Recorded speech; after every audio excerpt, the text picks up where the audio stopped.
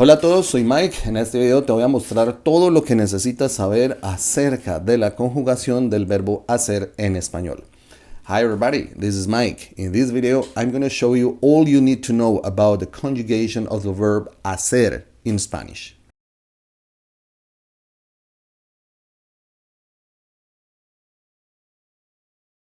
The verb hacer in Spanish, which is translated in English in two different ways, basically, to do and to make, is an irregular verb, and because of that, we don't follow rules for conjugation of this verb, so we need to learn basically the conjugation by heart, by practicing the conjugation, and that is what we are going to do in this video. So let's dive in. So the verb hacer in Spanish, it's basically the same of to do or to make. In Spanish, we don't make differences as we do in English. To do, to make, both are translated as hacer. It's an irregular verb, and is very used and common in Spanish. Depending on the use, it has different meanings based on to do and to make, of course, very related to English. But those meanings and uses include the following. It is used to indicate, of course, actions or activities, like I do exercise every day. Yo hago ejercicio todos los días. She makes delicious cakes. Ella hace pasteles deliciosos, right? You see, as it doesn't matter if it's do or make, we translate that as hacer. And these are conjugations: yo hago, simple present; ella hace, simple present. It is also used to express the passage of time. When we say, how long ago? How long ago? ¿Cuánto hace? ¿Cuánto tiempo hace? That's something that we do in Spanish. We say, ¿cuánto tiempo hace? How long ago? ¿Cuánto tiempo hace que llegase? How long ago did you arrive?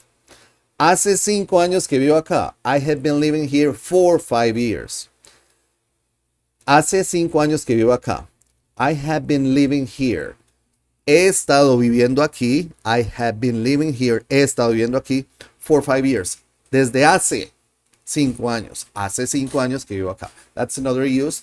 It's a little bit complex, but with practice, we're gonna get there. So don't worry. Just we're just understanding different uses of the verb hacer. And the other use in Spanish is to express weather conditions. In English, we use the verb to be for weather conditions, like it's hot, it's sunny, it's cold, it's rainy. But in Spanish, we don't say es, we use hacer. So if we mean it's very hot for the weather, we say hace mucho calor, hace calor. Está haciendo calor, hace, the verb hacer, we use that for weather conditions. Hace sol, it's sunny. Hace frío, it's cold, right? It's an essential part of communication in Spanish. We use that a lot. And so all of the irregular verbs, we need to get the understanding of to learn the conjugation in order to be able to express fluently in Spanish. So here we have all of the different conjugations. Let's start by the indicative present for simple present. Yo hago, I do make. Tú haces, for you, singular, close relationships, informal. Usted hace, singular, formal. Ustedes hacen, plural. Vosotros hacéis, for Spain, plural for Spain. Él hace, ella hace, hace. Nosotros hacemos, ellos hacen, ellas hacen. Ellos hacen, they male, ellas hacen, they female. So I can say, yo hago relojes. I make watches. Yo hago relojes. Él hace ejercicio. He does exercise. Make and do. It doesn't matter. hacer. That's indicative present. Now, for the future, yo haré. I will do, I will make. Yo haré. Tú harás. Singular, close relationships, informal. Usted hará. Singular, formal. Ustedes harán. Plural. Vosotros haréis. Plural, Spain. Él hará. Ella hará. Hará. Nosotros haremos. Ellos harán. They, male. Ellas harán. Female. Let's go to simple past. And remember, we do have two different pasts. The one in order to express something that we did and that was it, and the one to express something that we used to do, that we would do. This one is indicative pretérito. That would be what I did and that was it. Yo hice. Tú hiciste. Singular, close relationships, informal. Usted hizo, singular, formal. Ustedes hicieron, plural. Vosotros hicisteis, plural, Spain. Él hizo, ella hizo, nosotros hicimos, ellos hicieron, male, ellas hicieron, female. And let's move to the indicative imperfect. That would be things that I used to do, that I would do, right, in the past. Yo hacía. Tú hacías. Singular, for informal, close relationships. Usted hacía. Singular, formal. Ustedes hacían. Plural. Vosotros hacíais. Plural, Spain. Él hacía. Ella hacía. Nosotros hacíamos, ellos hacían, male, ellas hacían, female. Let's move to the going to in the future form. And here we need to keep something in mind. And I am going to do, I am going to make. Yo voy a hacer. Check it out. Yo voy a hacer. When I say yo voy a hacer in Spanish, it sounds very much like yo voy a hacer. Yo voy a hacer. Sounds the same. Yo voy a hacer. You can say yo voy a hacer. It's correct. It's okay. But in the connected speech, we say yo voy a hacer and sounds exactly like this in Latin American Spanish. In Spanish from Spain, I know that it's this one because it says yo voy a hacer. Hacer. The C sounds like a th. Yo voy a hacer. Y yo voy a hacer. That's so clearly different in Spanish from Spain, but in Spanish from Latin America, yo voy a hacer y yo voy a hacer sound the same. Yo voy a hacer, to be, I'm going to be. Yo voy a hacer, I'm going to do, I'm going to make sound the same, right? The context makes the difference, right? I'm going to be happy. Yo voy a ser feliz. Not yo voy a hacer feliz. No. Unless I'm going to say, yo voy a hacer feliz a mi esposa. I'm going to make my wife happy, right? Okay, so just to keep in mind that. Yo voy a hacer. Tú vas a hacer. Singular, formal, informal, close relationships. Usted va a hacer. Singular, formal. Ustedes van a hacer. Plural. Vosotros vais a hacer. Plural, Spain. Él va a hacer. Ella va a hacer. Va a hacer. Nosotros vamos a hacer. Ellos van a hacer. Ellas van a hacer. Van a hacer. Van a hacer. Ellos male, ellas female. Okay. Going to for a past. Yo iba a hacer. Exactly the same that we said before. Can be confused with the voy a ser in Latin American Spanish. But nonetheless, context will make the difference. Yo iba a hacer, I was going to do, make. Tú ibas a hacer, singular, close relationships, formal, informal. Usted iba a hacer, singular, formal. Little thing here with this. Okay. Usted iba a hacer, singular, formal. Ustedes iban a hacer, plural. Vosotros ibais a hacer, plural in Spain.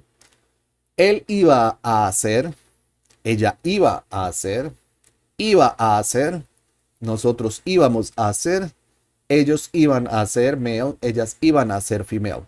As you can see here, the conjugation, there is no conjugation because to do, to make is infinitive form, hacer, ir, hacer.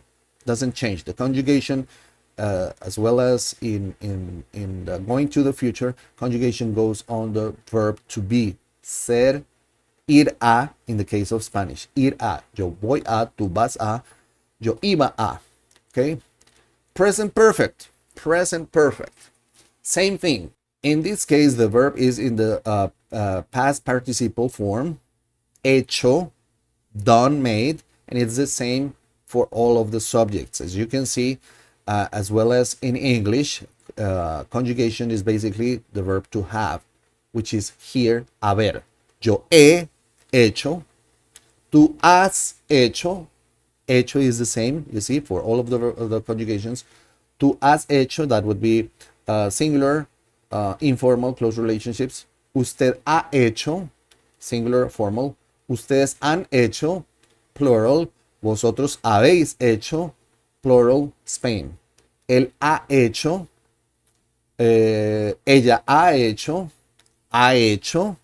nosotros hemos hecho, ellos han hecho, male, ellas han hecho, female.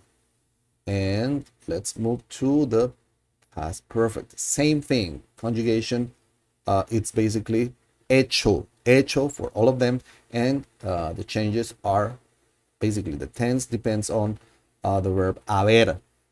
Yo había hecho, tú habías hecho, singular, informal, close relationships. Usted había hecho, singular, formal. Ustedes habían hecho, plural. Vosotros habíais hecho, plural, Spain. Él había hecho, ella había hecho, nosotros habíamos hecho, ellos habían hecho, male, ellas habían hecho, female. Then we go to the future perfect. Same thing, hecho. It doesn't change. Same as in English, done, made, the past participle form. Yo habré hecho. Tú habrás hecho, singular, informal, close relationships. Usted habrá hecho, singular, formal. Ustedes habrán hecho, plural. Vosotros habríais hecho, Spain, plural. Él habrá hecho, ella habrá hecho, nosotros habremos hecho, ellos habrán hecho, male, ellas habrán hecho, female. The continuous forms depend on the conjugations of the verb to be. So here, continuous form is basically the gerund for doing, making, ing, for all of them. Same in Spanish, haciendo, ando, gerundio, ando, haciendo, and the conjugation is basically the verb to be. Yo estoy haciendo, tú estás haciendo, singular, informal, close relationships. Usted está haciendo, singular, formal. Ustedes están haciendo, plural. Vosotros estáis haciendo, plural, Spain. Él está haciendo. Ella está haciendo. Nosotros estamos haciendo. Ellos están haciendo, male. Ellas están haciendo, female. And let's move to the present subjunctive. And remember, a subjunctive mood in Spanish is not necessarily subjunctive mood in English. It's just like saying it is important that he do the exam. He does the exam actually, but you get what I mean. In Spanish, this is subjunctive mood, which would be to do, to make in the base form in English. In Spanish would be yo haga, para que yo haga, yo haga. Tú hagas, singular, informal, close relationship. Usted haga, singular, formal. Ustedes hagan, plural. Vosotros hagáis, plural, Spain. Él haga, ella haga, haga, nosotros hagamos, ellos hagan, male, ellas hagan, female. And for the past subjunctive, we have did, made. The past tense in Spanish is yo hiciera. Si yo hiciera. Si yo hiciera eso, compraría otra casa. Yo hiciera, tú hicieras, singular, close relationships, informal.